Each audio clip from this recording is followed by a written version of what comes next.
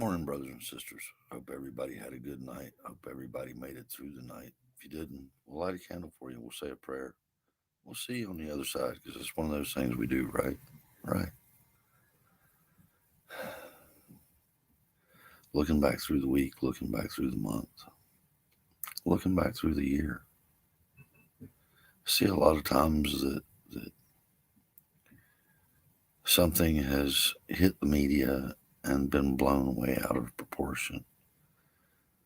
You know, honestly, looking back over the last 2 decades, I've seen a lot of stuff that hit the media, got blown way out of proportion,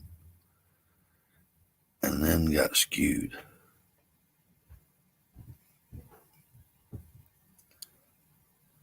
That should be telling you something. Before the truth in publication, the truth in news thingy back in the mid 80s or early 80s,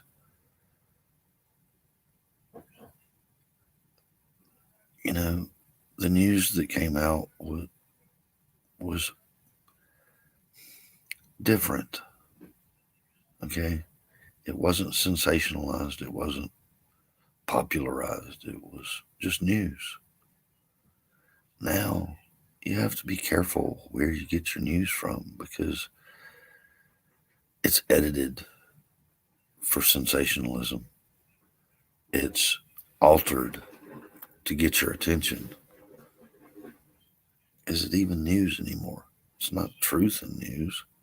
It's fabrication in.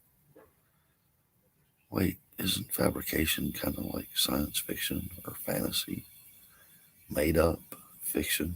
You know, if they're altering the news to that extent, when do you stop believing them? Well, obviously, some of you will believe anything they say.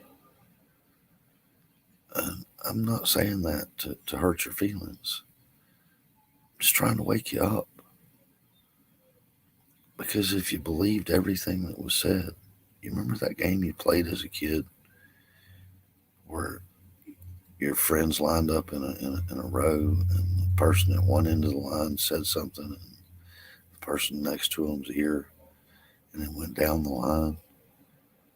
Well, the way we played it, the person that started it had to write down what they actually said, on a piece of paper, hold it in their hand. Okay.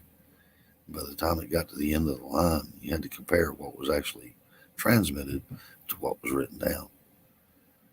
More often than not, it was so exaggerated by the time it hit the end of the line that it didn't have anything to do with what was actually said to begin with.